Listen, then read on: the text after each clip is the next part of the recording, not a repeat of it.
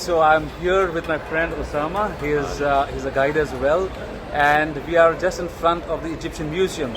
And I'll leave it to Osama to explain more about this great museum. Hello everybody, I'm Osama, I'm an Egyptian tour guide, and you can say I'm Egyptologist also. We hope to see all of you in our country, to see our civilization. It's an amazing civilization from all as other civilization. Here we are in the Egyptian Museum. As you see, this is an old building. It was a palace for Khedive Ismail, and then we use it as a museum for our monuments, to keep it inside it. And this because we built another one in one area, it's named Block, but the river Nile, it came like a flood before the high dam, so we changed the area to bring all the monuments here. If you will look on the top, you will find two dates. One on the left side is 1897, this is a date for the first museum, and the other one is 1901, it's a date which we opening that building like a museum. Inside the museum we have more than 200,000 pieces, so it's not allowed to finish in one day. Maybe we need about months or 2 months to finish it. So we hope you will enjoy with us when we go inside to see the other monuments. Okay. Now we are in front of that statue for the King Senefru, the King Djoser or Djoser. The King Djoser is the builder of the first pyramid all over the world, or all the ancient world. Its name is Steps Pyramid, which consists from 6 steps. That statue we discovered inside one room, it's named Serdab, or we called it Serdab. Looks like a small room, we can see it by 2 small eyes.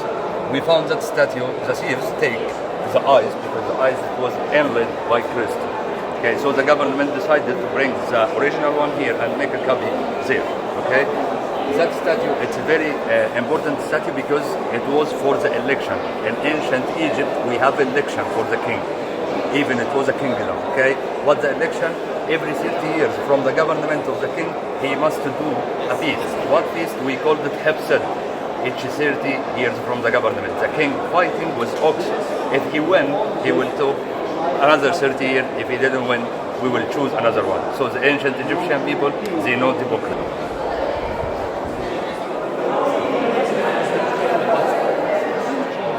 Now we are in front of that statue, the greatest statue in the Egyptian Museum.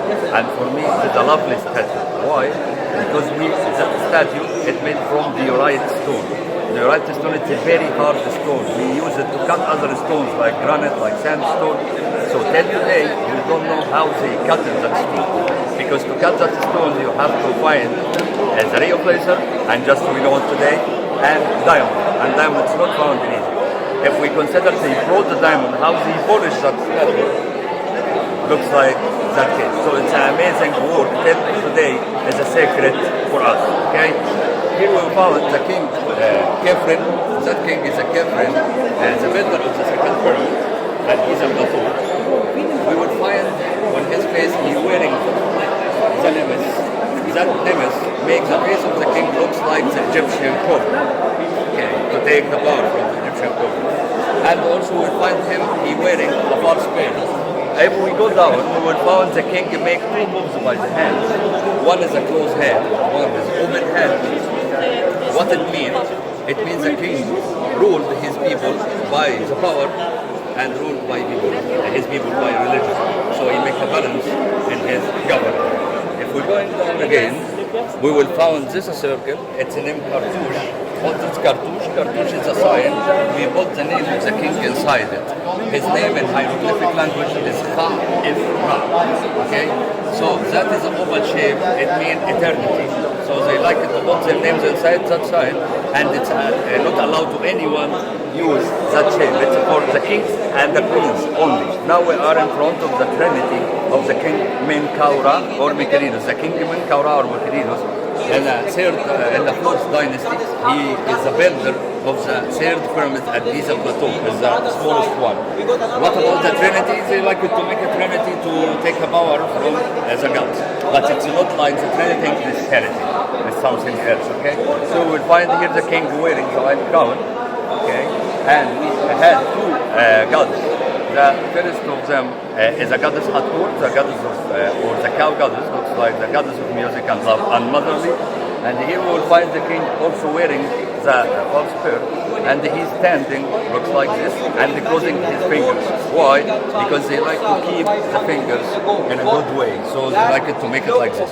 Also, if we will look here, we will find two legs, one in front is the left one, and one in the back is the right one. This is a standing of fighting, and also it means I am ready.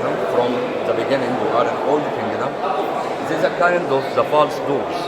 What the false doors or fake doors? They made it to keep the tomb far away from the thieves, because the thieves usually they destroy tombs to find everything inside the tomb. Because in the eternal life, the kings or anyone buried his body inside, he must take all the things with him, all the treasures, my watch, my sunglasses, my clothes, my car, even. They didn't have a car or they haven't a car there, but we speak about everything I use it in a life, I will use it again in a eternal life. So they made a kind like that false door and decorated by hieroglyphic words to tell anyone from the thieves, if you will read that writing, you will the door will open, okay? But some words they had a magic, so if you will read it, you will have a problem. Okay? Or they use it like this to keep it. And also, if the thieves trying to destroy, they will not find anything because they will find fault by stone. Now we still also in our kingdom, we are speaking about the Egyptian scribe. What about the Egyptian scribe? The Egyptian scribe is the important one in ancient Egypt, because all the children, they learn it in a school of the temple, the hieroglyphic language for 5 years. After that, they graduated and take like the position of Egyptian scribes. Then they can choose where they can work, in a military, as engineer, as a doctor, but they have to take the position of Egyptian scribe. We have 3 kinds of Egyptian scribe: reading one, listening one, and writing one. Reading one, who read the messages for the king, or looks like translator. Okay. Listening one, looks like that one, had the hairs beside the ear, and he looking to the king, and he writing what the king he said, okay, on a paper from papyrus, and it had a feather, but it taken by the thieves. Okay, another kind of the Egyptian scribes, it's writing one, who wrote the math, mathematics, science, history, So these are the 3 kinds of Egyptian scribes. So in ancient Egypt, they caring about the education. So all the children must have learning or studying inside the school of the temple to graduate. It looks like Egyptian scribe. So I hope you guys are enjoying this tour. It's really amazing with all this history, and Osama has been really giving us some great information. So let's continue this tour. We are speaking about that kind of tables. That table, it's a table of offerings. In ancient Egypt, they believed in the eternal life, we will still live. So our families, they must bring the offerings for us and the servants. Here we will find that the decoration by all the offerings which they use it. Looks like gold, looks like vegetables, papyrus, lotus, okay, because it was a perfume, and a papyrus, they use it also like a paper. Here we are in front of that statue for the priests, or grand priest. In ancient Egypt, we have inside the temple, we have 3 levels. Outside the temple, for the local people, okay? Inside the first part of the temple, it's for the local priests. And inside the last area, or the holy area, it's for the grand priest and the king only. Now we are in front of that statue. That statue for the goddess Sekhmet. The goddess Sekhmet is the lioness goddess. The goddess Sekhmet, the Egyptians, they use it, looks like the goddess of war, because usually lions stay under the tree, but the lioness make attack to break the food. So it's amazing to use the power of lioness like to protect us in a war. Okay, we will find she take a human lady body and she carrying in his hand like a key of life, or looks like a cross. That sign it's used with the priests and gods or goddess only, not for anyone else. Okay, so usually we will find that sun disk over all the gods or goddess. What it means is a god Amun. The god Amun is the main god. His name Amun in hieroglyphic, even it means the hidden one. I don't know his face, but they make his symbol looks like in Christianity with a cross. In Islam, where they use half moon, and Jews they have or they use the star of David. But it's just a sign. It's not the god. Okay, so they like to say there's a main god, and we take the adjective from the animal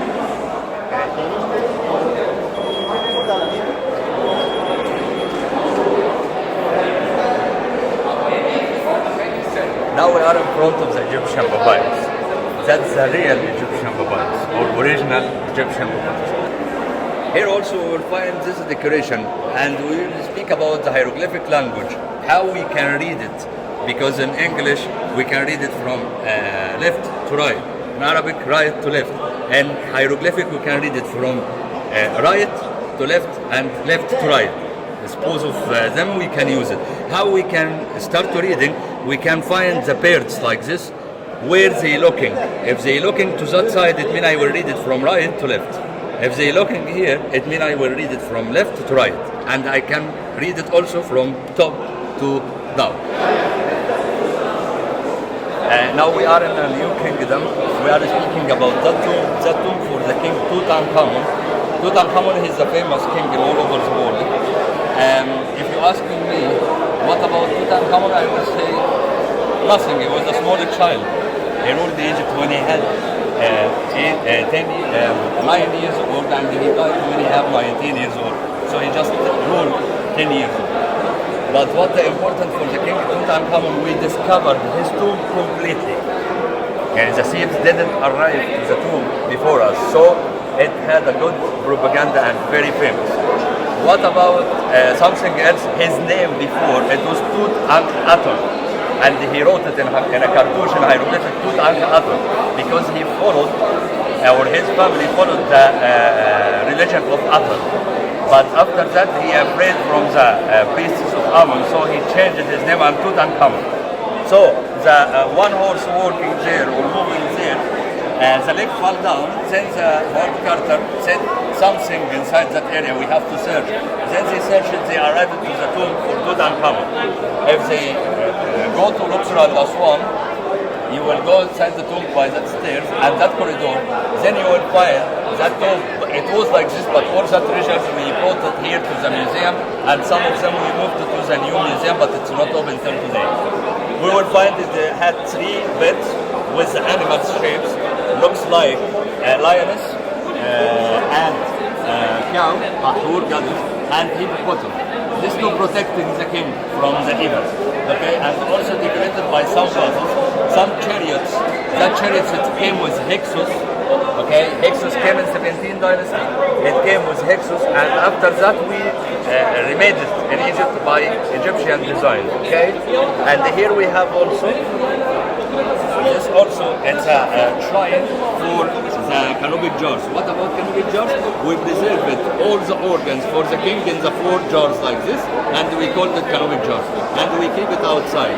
So this alabaster box, and from outside is a wooden shrine. I will show you that later. They take all the organs outside the body because they said maybe you can take or the organs can eat the good and bad. So I have to keep it outside and leave the body very pure. Okay, now we are in front of that box. That box we called it canopic jars for the King Tutankhamun.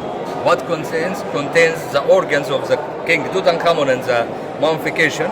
They put all the organs in the 4 jars inside it, and then they put that cover over there, and all of them made from alabaster stone. Alabaster stone, it's a very soft stone.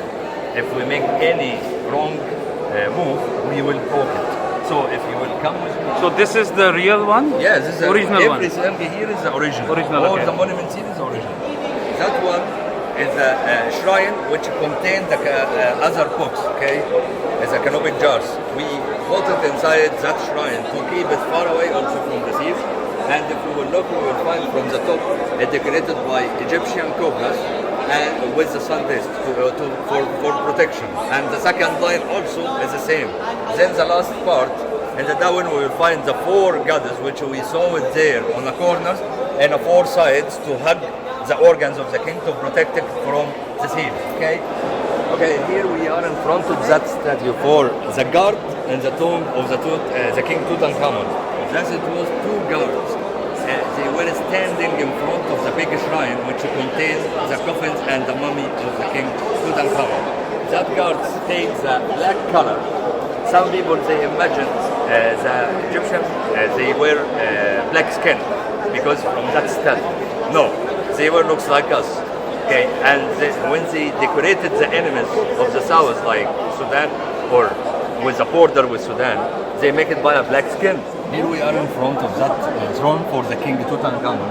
That throne is a very precious throne, and if we look inside in the middle, we will find the king Tutankhamun sitting on the same throne, and the wife in front of him, like rays of the sun, finished by hand, because they imagined the girl on the back of the sun again. So we called him his name. It was Tutankhamun before, and then he changed it.